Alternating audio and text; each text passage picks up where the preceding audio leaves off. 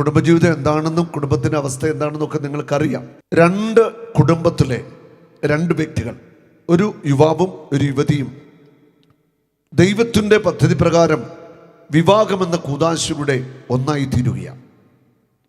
രണ്ട് കുടുംബത്തിലെ രണ്ട് വ്യക്തികൾ വിവാഹമെന്ന കൂദാശയിലൂടെ ഒന്നാവുകയാണ്. മത്തായിയുടെ സുവിശേഷത്തിൽ 19-ാം അധ്യായത്തിൻ്റെ 5-ാമത്തെ വചനം, സ്രഷ്ടാവ് ആദ്യം മുതലേ അവരെ പുരുഷനും സ്ത്രീയുമായി സൃഷ്ടിച്ചുവെന്നും ഇക്കാരണത്താൽ പുരുഷൻ പിതാവിനെയും മാതാവിനെയും വിട്ട് ഭാര്യയോട് ചേർന്നിരിക്കും, അവർ ഇരുവരും ഏക ശരീരമായി തീരുമെന്ന് അവിടുന്ന് അരുളിച്ചെയ്തിട്ടുണ്ട്. നിങ്ങൾ വായിച്ചിട്ടില്ലേ? തന്മൂലം പിന്നീട് ഒരിക്കലും അവർ രണ്ടല്ല ഒറ്റ ശരീരമായിരിക്കും. ആകയാൽ ദൈവം യോജിപ്പിച്ചത് മനുഷ്യൻ വേർപെടുത്താതിരിക്കട്ടെ.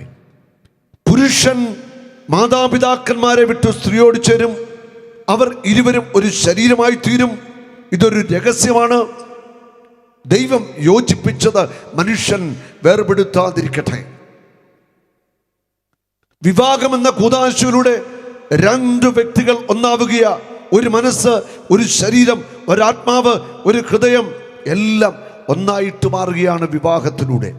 പക്ഷെ ഇന്ന് പല കുടുംബങ്ങളിലും രണ്ട് മനസ്സ്, രണ്ട് ഹൃദയം, വ്യത്യസ്തമായ ചിന്തകൾ, അസ്വസ്ഥതകളൊക്കെ പല കുടുംബങ്ങളിലുണ്ട്.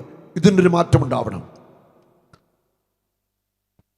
വെളിപാട് പുസ്തകത്തിൽ 2-ാം അധ്യായത്തിൻ്റെ 4-ാമത്തെ വചനം പറയുന്നു, നിനക്കെതിരെ എനിക്ക് ഒന്ന് പറയാനുണ്ട്. ആദ്യമുണ്ടായിരുന്ന സ്നേഹം നീ കൈവെടിഞ്ഞു. എവിടെ വെച്ചാണ് അധപ്പതിച്ചെന്ന് ചിന്തിക്കുക. ആദ്യ സ്നേഹത്തിലേക്ക് മടങ്ങി വരിക. ആദ്യ സ്നേഹത്തിലേക്ക് മടങ്ങി വരിക. നിന്റെ കുടുംബജീവിതത്തിൽ എവിടെ വെച്ചാണ് സ്നേഹം നഷ്ടമായത്? വിവാഹം കഴിച്ചിട്ട് 10 വർഷം, 15 വർഷം, 25, പക്ഷേ 50 ആയവരൊക്കെ ഇവിടെ ഉണ്ടായേക്കാം. ഇന്ന് വർഷങ്ങൾ പിന്നിട്ടപ്പോൾ മനസ്സുകൾ തമ്മിൽ അകന്നുപോയി, ഹൃദയങ്ങൾ അകന്നുപോയി. ഒരു ബെഡ്റൂമിൽ 2 കട്ടിൽ കിടക്കുന്നവർ, അല്ലെ 2 ബെഡ്റൂമിലായിട്ട് മാറിക്കിടക്കുന്നവർ, മനസ്സുകൾ അകന്നുപോയി, ഹൃദയങ്ങൾ അകന്നുപോയി. അങ്ങനെ ജീവിക്കുന്ന ധാരാളം ഭാര്യാഭർത്താക്കന്മാരുണ്ട്. ഒരു മനസ്സും ഒരു ശരീരവും ഒരു ഹൃദയമായിരിക്കേണ്ടവർ വ്യത്യസ്തമായ ചിന്തകളിലേക്ക് മനസ്സുകൊണ്ട് അകന്നു ജീവിക്കുന്നവർ. നിങ്ങൾ ഇനി രണ്ടല്ല ഒന്നാണ് എന്ന് വചനം പറയുന്നു. പക്ഷേ 2 ഹൃദയമായിട്ടാണ് ജീവിക്കുന്നത്. Praise the Lord. പല കുടുംബത്തിൻ്റെയും അവസ്ഥ ഇതാണ്. ഇന്ന് ഞാൻ എറണാകുളത്ത് ശുശ്രൂഷ കഴിഞ്ഞിട്ട് ഒത്തിരി പേര് പ്രാർത്ഥിക്കണമായിരുന്നു. അവരുടെ വിഷമമൊക്കെ കിട്ടി എന്നെ പ്രാർത്ഥിച്ചു. ഒരു സഹോദരി വന്ന് എന്നോട് സംസാരിക്കാൻ തുടങ്ങിയപ്പോൾ തന്നെ നമ്മുടെ കരയാണ്, ഭയങ്കരമായിട്ട് കരയുക. ഞാൻ ആ ചേച്ചിയോട് പറഞ്ഞു, ആ കസരയിൽ പോയി ഇരിക്കാൻ പറഞ്ഞു. ഞാൻ ലാസ്റ്റ് കാണാമെന്ന് പറഞ്ഞു. എല്ലാവരെയും കണ്ടു കഴിഞ്ഞിട്ട് ഒരു കസര ഇട്ട് ഞാൻ അവിടെ ഇരുന്നു. ഞാൻ ചോദിച്ചു, എന്താ സഹോദരിയുടെ വിഷമം? അവർ പറയുകയാണ്, വളരെ ചെറുപ്പത്തിൽ തന്നെ എന്നെ വിവാഹം കഴിപ്പിച്ചയച്ചു. 2 മക്കള്, ഒരു ആണും ഒരു പെണ്ണും, സന്തോഷമായ കുടുംബജീവിതം. എൻ്റെ 21-ാമത്തെ വയസ്സിൽ എൻ്റെ ഭർത്താവ് എന്നെ ഉപേക്ഷിച്ചിട്ട് മറ്റൊരു സ്ത്രീയോടൊപ്പം പോയി വിവാഹം കഴിച്ച് ഒന്നിച്ച് ജീവിക്കുന്നു. ഞാൻ ഈ കുഞ്ഞുങ്ങളെ വളർത്താൻ വേണ്ടി എന്തോ ഒരു ചെറിയ ജോലി ഉണ്ടായിട്ട് ജോലി ചെയ്തും കഷ്ടപ്പെട്ടും ഈ കുഞ്ഞുങ്ങളെയൊക്കെ വളർത്തി. 2 പിള്ളേർക്ക് നല്ല വിദ്യാഭ്യാസം, മൂത്തവന് നല്ല ഉന്നത വിദ്യാഭ്യാസം, അവന് ഷാർജയിൽ ജോലിയുണ്ടായിരുന്നു. 2-ാമത്തത് മോള്, അവൾ ടീച്ചറാണ്. അവിടെ വിവാഹം കഴിപ്പിച്ചയച്ചു. അവളും ഭർത്താവും കുഞ്ഞുങ്ങളും സന്തോഷമായിട്ട് ജീവിക്കുന്നു. എനിക്ക് സ്വന്തമായിട്ട് ഒരു വീടില്ല, വീട്ടിൽ ഞാൻ ഒറ്റയ്ക്കേ ഉള്ളൂ. എൻ്റെ മകൻ, അവൻ ഷാർജയിൽ ജോലി ചെയ്യുമ്പോൾ അവിടെ കമ്പനിയിൽ ഉള്ള ഒരു സ്ത്രീയുമായിട്ട് സ്നേഹത്തിലായി. എറണാകുളം സ്വദേശിനിയാണ്, ക്രിസ്ത്യാനിയാണ്. അവൾ വിവാഹം കഴിച്ച് 2 മക്കളുള്ള ഒരു സ്ത്രീ. എൻ്റെ മകൻ അവളെ വിവാഹം കഴിച്ച് ഇപ്പോൾ എൻ്റെ മകൻ അവൾ കൂടിയാണ് ജീവിക്കുന്നത്. ബന്ധങ്ങളെല്ലാം നഷ്ടപ്പെട്ടു. ഇപ്പോൾ മകനുമായിട്ട് ഒരു ബന്ധങ്ങളുമില്ല. അവൻ അവൻ്റെ വഴിക്ക് ജീവിക്കുന്നു. അമ്മയെ അന്വേഷിക്കാനോ ഇല്ല. ഈ കുഞ്ഞുങ്ങൾക്ക് വേണ്ടി ജീവിതം മുഴുവൻ ഞാൻ കൊടുത്തതാ, കഷ്ടപ്പെട്ടതാ. ഇന്ന് എനിക്ക് ആരുമില്ല. അമ്മയിരുന്ന് കരയുക. 21-ാമത്തെ വയസ്സിൽ ഭർത്താവ് മറ്റൊരു സ്ത്രീയെ കൊണ്ടുപോയി. ഇതേ മകനിങ്ങനെ, മകനായിരുന്നു ആകെ പ്രതീക്ഷ ഉണ്ടായിരുന്നത്, ഉന്നത വിദ്യാഭ്യാസമുണ്ട്, അവൻ ഷാർജയിൽ ജോലിയുണ്ട്, 2 മക്കളുള്ള ഒരു സ്ത്രീയുടെ കല്യാണം കഴിച്ച് അവരങ്ങനെ സുഖമായിട്ട് ജീവിക്കുന്നു. മകള് ഭർത്താവിനോട് ജീവിക്കുന്നു. വാടക വീട്ടിലാണ് ഞാൻ താമസിക്കുന്നത്. ആ ചേച്ചി പറയുകയാണ്, എനിക്കിപ്പോൾ വാടക കൊടുക്കാൻ പോലും പൈസ ഇല്ലാത്ത അവസ്ഥയാണ്. നല്ലൊരു ജോലി ഉണ്ടായിരുന്നു, ആ ജോലി ഇപ്പോൾ ഇല്ല. അങ്ങനെ എല്ലാം കൊണ്ട് പ്രയാസത്തിലാണെന്ന് പറഞ്ഞ സഹോദരി ഇരുന്ന് കരഞ്ഞ ഇക്കാര്യങ്ങളൊക്കെ പറഞ്ഞു. ജീവിതത്തിൻ്റെ പച്ചയായ യാഥാർത്ഥ്യങ്ങളാ ഞാൻ ഇവിടെ നിന്ന് വിളിച്ചു പറയുന്നു നിങ്ങളോട്. ഇതുപോലെ തകർന്നുപോയ കുടുംബങ്ങളുണ്ട്. എവിടെ വെച്ചാണ് നീ അധപ്പതിച്ചത്? വിവാഹ ജീവിതത്തിലേക്ക് പ്രവേശിച്ച ആദ്യ നാളുകളിലെ ആ സ്നേഹം ഇന്ന് നിങ്ങൾക്കുണ്ടോ? വർഷങ്ങൾ കഴിഞ്ഞപ്പോൾ ആ സ്നേഹമൊക്കെ തണുത്തുപോയില്ലേ? 1 സാമുവേൽ 1-ാം അധ്യായത്തിൽ നാം വായിക്കുന്നുണ്ട്, എൽക്കാന എന്നൊരു മനുഷ്യൻ. ആ മനുഷ്യന് 2 ഭാര്യമാരുണ്ടായിരുന്നു. അത് പഴയ നിയമമാണ് കേട്ടോ. പുതിയ നിയമത്തിൽ ഒറ്റ ഭാര്യയുള്ളൂ. പക്ഷെ പുതിയ നിയമത്തിൽ 2 ഭാര്യമാരൊക്കെയുള്ള ചില ചേട്ടന്മാരൊക്കെ ഉണ്ട്. തമാശല്ല, അങ്ങനെയൊക്കെ ജീവിക്കുന്നവരുണ്ട്. ഞാൻ ഇവിടുത്തെ കാര്യമൊന്നുമല്ല പറഞ്ഞത്. ഇത് ഏത് ഡിസ്ട്രിക്റ്റാണ്? തൃശ്ശൂർ അല്ലേ? തൃശ്ശൂർ ജില്ലയിലെ കാര്യമേ ഞാൻ മിണ്ടിയിട്ടില്ല. ഞങ്ങളുടെ പത്തനംതിട്ട, കോട്ടയം ജില്ലയിലെ കുഴപ്പക്കാരുണ്ട്, അവരുടെ കാര്യമാണ്. ചേച്ചിമാർക്കൊക്കെ സന്തോഷമായി. ഹല്ലേലൂയ. ഇതുപോലെ കുഴപ്പമുള്ള കുറേ ചേട്ടന്മാരൊക്കെ ഉണ്ട്. ഭാര്യയുണ്ട്, എന്നാലും വേറെ ഭാര്യയും പിള്ളേരും ഒക്കെ ആയിട്ട് ജീവിക്കുന്നവരൊക്കെ, അങ്ങനെയൊക്കെ ഉള്ളവരൊക്കെ ഉണ്ട്. ഹല്ലേലൂയ. അവിടെ നിൽക്കട്ടെ. ഹല്ലേലൂയ. എൽക്കാന എന്ന മനുഷ്യന് 2 ഭാര്യമാരുണ്ടായിരുന്നു. ഇവിടെ ഇരിക്കുന്ന ചില ചേട്ടന്മാരെങ്കിലും മനസ്സിൽ ഇപ്പം ചിന്തിച്ചിട്ടുണ്ട്, ദൈവമേ, ആ എൽക്കാന ആ 2 എണ്ണത്തിനെ എങ്ങനെ സഹിച്ചോ? ഞാൻ 1 എണ്ണത്തിനെ എത്ര കൊല്ലമായിട്ട് സഹിക്കുന്നു. ദൈവമേ, നീ എന്നെ ഒന്ന് എടുക്കുന്നില്ലല്ലോ എന്ന് മനസ്സിലെങ്ങനെ ചിന്തിച്ചിട്ടുള്ള ചില ചേട്ടന്മാർ ഇവിടെ ഈ ഗ്രൗണ്ടിൽ ഇരിപ്പുണ്ട്. വെളി മിണ്ടാനൊക്കത്തില്ലല്ലോ, സഹിച്ചല്ലേ പറ്റൂ. അങ്ങനെ സഹിക്കുന്ന കുറേ ചേട്ടന്മാരുണ്ട്. ഒത്തിരി സഹിച്ച ഒരു ചേട്ടനെ കുറിച്ച് ഞാൻ പങ്കുവയ്ക്കാം. തിരുവനന്തപുരം വലിയ തുറ ബൈബിൾ കൺവെൻഷൻ നടക്കുക കോവിഡിന് മുൻപ്.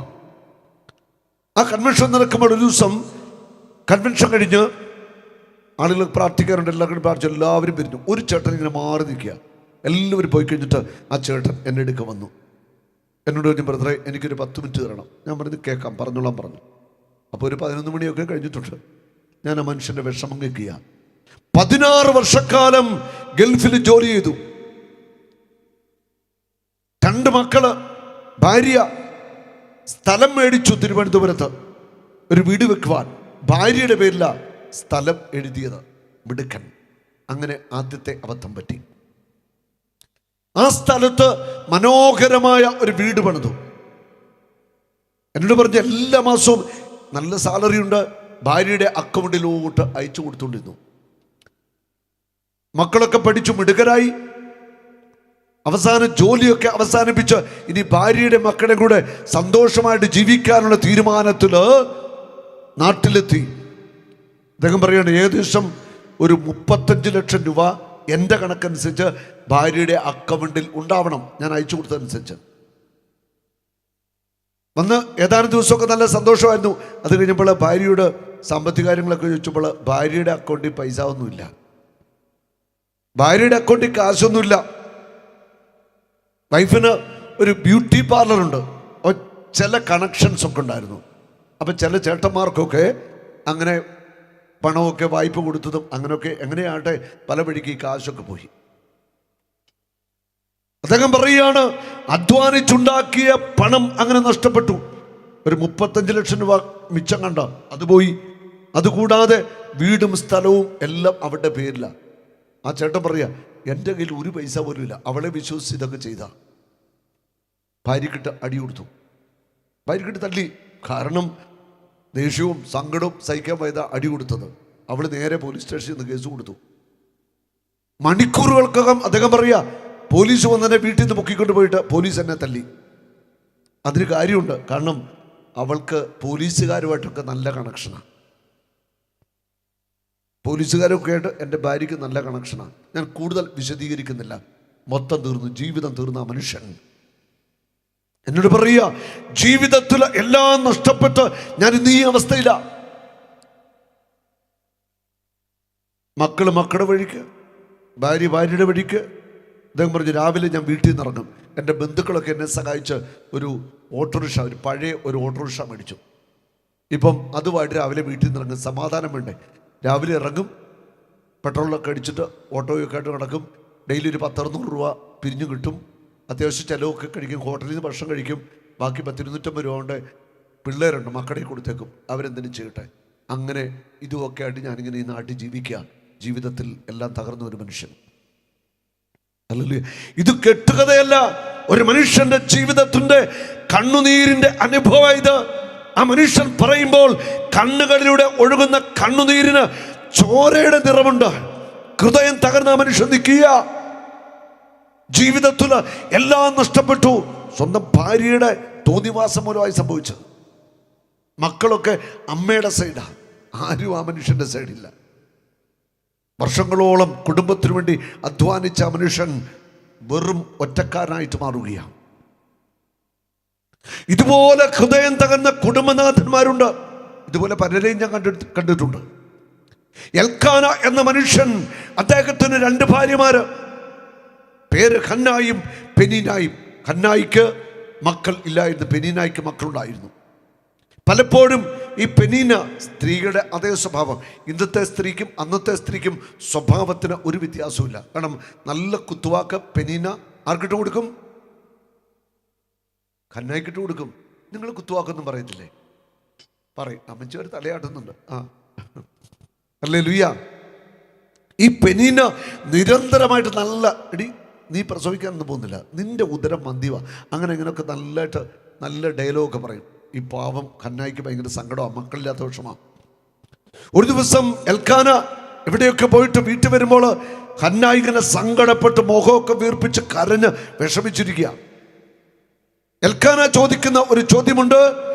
1 സമൂവേൽ 1:8 ആണെന്നാണ് എൻ്റെ ഓർമ്മ വചനം. ഹന്ന ഭർത്താവ് എൽക്കാനോട് ചോദിച്ചു, ഹന്ന നീ എന്തിനാണ് കരയുകയും ഭക്ഷിക്കാതിരിക്കുകയും ചെയ്യുന്നത്? എന്തിനു ദുഃഖിക്കുന്നു? ഞാൻ നിനക്ക് 10 പുത്രന്മാരിൽ ഉപരിയല്ലേ. എത്ര മനോഹരമായ ഡയലോഗാ. ഞാൻ നിനക്ക് 10 പുത്രന്മാരെക്കാൾ ഉപരിയല്ലേ. നീ എന്തിനാ സങ്കടപ്പെടുന്നത്? നീ എന്തിനാ ദുഃഖിക്കുന്നത്? 10 പുത്രന്മാരെക്കാൾ ഉപരിയായിട്ട് ഞാൻ നിന്നെ സ്നേഹിക്കുന്നുണ്ട്. അത്രമാത്രം എനിക്ക് നിന്നെ സ്നേഹമാ, നിന്നെ ഇഷ്ടമാണെന്ന് ഒറ്റ ഡയലോഗ് എൽക്കാന അടിച്ചു.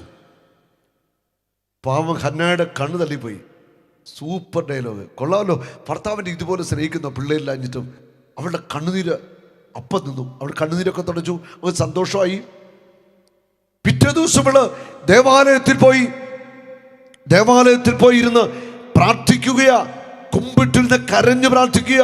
അവളുടെ ചുണ്ടുകൾ വിതുമ്പുന്നുണ്ട്, മുഖം വിറയ്ക്കുന്നുണ്ട്. കരഞ്ഞു പ്രാർത്ഥിക്കുമ്പോൾ ഏലി പുരോഹിതൻ അത് കണ്ടു. പുരോഹിതൻ അവളെ നോക്കി. ഇത് കൊള്ളാമല്ലോ, വെളുപ്പാങ്കാലത്ത് ഒരു പെങ്കൊച്ചു വന്നിരുന്ന് മുഖമൊക്കെ വിറച്ച് ഇങ്ങനെ കരയുന്നു. അവൾ പുതുവീഞ്ഞ് കുടിച്ച് ലഹരി പിടിച്ചതാണോ? ഒരു സംശയം. ഏലി പുരോഹിതൻ അടുത്ത് നിന്നിട്ട് ചോദിച്ചു, മോളെ നീ രാവിലെ മദ്യപിച്ചിട്ട് ഉന്മത്തയായിട്ടിരിക്കുകയാണോ? ഇതെന്താ ഈ ലഹരി? ഉടനെ അവൾ പറയുകയാണ്, പ്രഭു എനിക്ക് മക്കളില്ല, ഞാൻ വളരെയേറെ മനോവേദന അനുഭവിക്കുന്നതാണ്. വീഞ്ഞോ ലഹരി പാനീയങ്ങളോ ഞാൻ കഴിച്ചിട്ടില്ല. അടുത്ത വചനം, കർത്താവിൻ്റെ മുൻപിൽ എൻ്റെ ഹൃദയവികാരങ്ങൾ ഞാൻ പകരുകയായിരുന്നു. അതാണ് യഥാർത്ഥ പ്രാർത്ഥന. യഥാർത്ഥ പ്രാർത്ഥന അതാ. കർത്താവിൻ്റെ മുൻപിൽ എൻ്റെ ഹൃദയത്തിൻ്റെ വികാരങ്ങൾ, എൻ്റെ കണ്ണുനീര്, എൻ്റെ സങ്കടം ഞാൻ പങ്കുവെക്കുകയായിരുന്നു. എനിക്ക് കുഞ്ഞുങ്ങളില്ല. കർത്താവിൻ്റെ അഭിഷിക്തൻ അവളെ അനുഗ്രഹിച്ചിട്ട് പറഞ്ഞു, അടുത്ത വർഷം ഈ സമയത്ത് നിനക്ക് ഒരു കുഞ്ഞ് ഉണ്ടായിരിക്കും. അതുപോലെ സംഭവിച്ചു. പിറ്റേ വർഷം അവൾക്ക് സാമുവേൽ എന്ന ആദ്യത്തെ മകൻ ജനിച്ചു. അവനെ ദൈവത്തിനായിട്ട് അവൾ കൊടുത്തു. അതിനുശേഷം 5 മക്കളെ കൂടെ പ്രസവിച്ചു. ഹന്ന മൊത്തം 6 കുഞ്ഞുങ്ങളെ പ്രസവിച്ചു. ഹല്ലേലൂയ. അവളുടെ കണ്ണുനീരിന് കർത്താവ് ഒരു വിരാമം ഇടുകയാണ്. അവളുടെ സഹനത്തിന് ഒരു അവസാനമുണ്ടായി. അവൾ ആഗ്രഹിച്ചിടത്തോളം മക്കളെ അവൾക്ക് കൊടുക്കുകയാണ്. Hallelujah, hallelujah. യേശുവേ നന്ദി, യേശുവേ സ്തുതി. ഇവിടെ എൽക്കാന എന്ന മനുഷ്യൻ്റെ ആ വലിയ സ്നേഹം, മക്കളില്ലാതിരുന്നിട്ടും ഹന്നായോട് ഭയങ്കര സ്നേഹമായിരുന്നു. എനിക്കൊന്ന് പെനീനായെ സ്നേഹിച്ചിട്ട് കൂടുതൽ ഹന്നായെ സ്നേഹിച്ചിട്ടുണ്ട്. അത്രയ്ക്ക് ഹൃദയത്തിൽ സ്നേഹമായിരുന്നു. ഈ സ്നേഹം എന്നൊക്കെ പറയുന്നത് ഹൃദയത്തിൻ്റെ ഒരു വികാരമാണത്. സ്നേഹിക്കേണ്ടത് ഹൃദയം കൊണ്ട്, ബാഹ്യമായിട്ടുള്ള എന്തെങ്കിലും കാണിക്കുന്ന കാര്യമല്ല. ഹൃദയത്തിൻ്റെ ഉള്ളിൽ നിറയുന്ന വലിയ ഒരു സ്നേഹം. ഞാൻ ഓർക്കണം, ഒരിക്കൽ നമ്മുടെ ഒരു ധ്യാനം, താമസമുള്ള ധ്യാനം നടക്കുക. ആ ധ്യാനത്തിൽ പങ്കെടുത്ത ഒരു വ്യക്തി ആലപ്പുഴ സ്വദേശിയാണ്. കുറേ വർഷം മുൻപ് ആ മനുഷ്യന് ട്രാൻസ്പോർട്ടിലെ കണ്ടക്ടറാണ്. അദ്ദേഹത്തിൻ്റെ ഭാര്യ ടീച്ചർ, 3 മക്കൾ. മൂത്ത മകൻ മെഡിസിന് പഠിക്കുന്നു, ഒരാൾ എഞ്ചിനീയറിങ്, മോള് നല്ല കോഴ്സും നല്ല പഠിക്കുന്ന കുട്ടികളാണ്. മക്കളെല്ലാവരും ബാംഗ്ലൂരാണ്. ഈ സഹോദരിക്ക് ആദ്യം ക്യാൻസർ വന്നു ബ്രസ്റ്റിൽ. ബ്രസ്റ്റൊക്കെ നീക്കം ചെയ്തു. പിന്നീട് 9 വർഷം കൂടി അവൾ ജീവിച്ചു. അദ്ദേഹം പറയുകയാണ്, ഞങ്ങൾ തമ്മിൽ അത്രമാത്രം ഹൃദയം കൊണ്ട് വലിയ സ്നേഹമായിരുന്നു. എന്നെയും എൻ്റെ കുഞ്ഞുങ്ങളെയും ഒറ്റക്കാക്കിയിട്ട് എൻ്റെ ജീവിത പങ്കാളി അവൾ സ്വർഗത്തിലേക്ക് യാത്രയായി. എനിക്കത് താങ്ങാനായിട്ട് സാധിക്കുന്നൊരവസ്ഥയായിരുന്നില്ല. അദ്ദേഹം പറയുകയാണ്, മക്കള് ശവടക്കും മറ്റു കാര്യങ്ങളൊക്കെ കഴിഞ്ഞു, എല്ലാവരും സങ്കടത്തിലാണ്. കുറേ ദിവസം കഴിഞ്ഞിട്ട് മക്കളും പഠിക്കണം, അവരങ്ങോട്ട് പോയി. വീട്ടിൽ ഒറ്റയ്ക്കേ ഉള്ളൂ, പ്രായമുള്ള അമ്മച്ചി. അങ്ങനെ വലിയ ഒരു സങ്കടത്തിൽ വരുമ്പോൾ അദ്ദേഹം പറയുകയാണ്, എനിക്കിത് അങ്ങോട്ട് താങ്ങാൻ പറ്റുന്നില്ല. അദ്ദേഹം തീരുമാനിക്കണം, ഇങ്ങനെ ജീവിച്ചിട്ട് കാര്യമില്ല, മരിക്കണം. അദ്ദേഹം പറയുകയാണ്, എനിക്കൊരു മാരുതി 800 കാറുണ്ട്, ട്രാൻസ്പോർട്ടിലെ കണ്ടക്ടറാണ്. അദ്ദേഹം പറയുകയാണ്, ഞാൻ ആ കാറ് എടുത്തിട്ട് നേരെ പോവുകയാണ്. എന്തിനെന്നറിയോ? മരിക്കാൻ. ഏതെങ്കിലും ഒരു ബസ്സുമായിട്ട് ഇടിച്ചു മരിക്കുക. വീട്ടുപോയിട്ട് ട്രാൻസ്പോർട്ട് ബസ്സോട്ട് കയറി അങ്ങ് ഇടിപ്പിച്ചോ വണ്ടി മൊത്തം തകർന്നു. അദ്ദേഹത്തിന് കുറച്ച് പരിക്കൊക്കെ പറ്റി ആശുപത്രിയിലായി, മരിച്ചില്ല. അത് ഇച്ചിരി കടുകയായിപ്പോയി, അങ്ങനെ ചെയ്യാൻ പാടില്ലായിരുന്നു. അദ്ദേഹം പറയുകയാണ്, അത്രമാത്രം ഞാനും എൻ്റെ ജീവിത പങ്കാളിയും തമ്മിൽ സ്നേഹത്തിലായിരുന്നു, ഒരു ഹൃദയമായിരുന്നു, ഒരു മനസ്സായിരുന്നു. അവളുടെ വേർപാട് എനിക്ക് താങ്ങാവുന്നതിൻ്റെ അപ്പുറത്തായിരുന്നു. ഞാൻ ഈ പറയുന്നൊക്കെ ജീവിതത്തിൻ്റെ യാഥാർത്ഥ്യങ്ങൾ, ഓരോ പച്ച മനുഷ്യൻ്റെ അനുഭവങ്ങളായി പങ്കു. ഇതുപോലെ ജീവിത പങ്കാളിയെ സ്നേഹിച്ചിരുന്നു. ഭാര്യയ്ക്ക് ഭർത്താവിനെ ജീവന തുല്യം സ്നേഹിക്കാൻ സാധിക്കണം. ഭർത്താവിന് ഭാര്യയെ ജീവന തുല്യം സ്നേഹിക്കാനായിട്ട് സാധിക്കണം. ആ ഒരു സ്നേഹത്തിലേക്ക് ഭാര്യ ഭർത്താക്കന്മാർ വരണം. കുടുംബ ജീവിതത്തിലേക്ക് ഒരു പുരുഷനെയും സ്ത്രീയെയും ദൈവം ചേർക്കുന്നത് എന്തിനു വേണ്ടിയാ? സ്നേഹിക്കാൻ വേണ്ടി. 2 വ്യക്തികളെ കർത്താവ് ഒന്നിച്ചു ചേർക്കുക, സ്നേഹിക്കാൻ വേണ്ടി. ഒരു നാളും നീ അനാഥനല്ല, ഒരു നാളും നീ അന്യനല്ല, ഒരു നാളും നീ അനാഥനല്ല.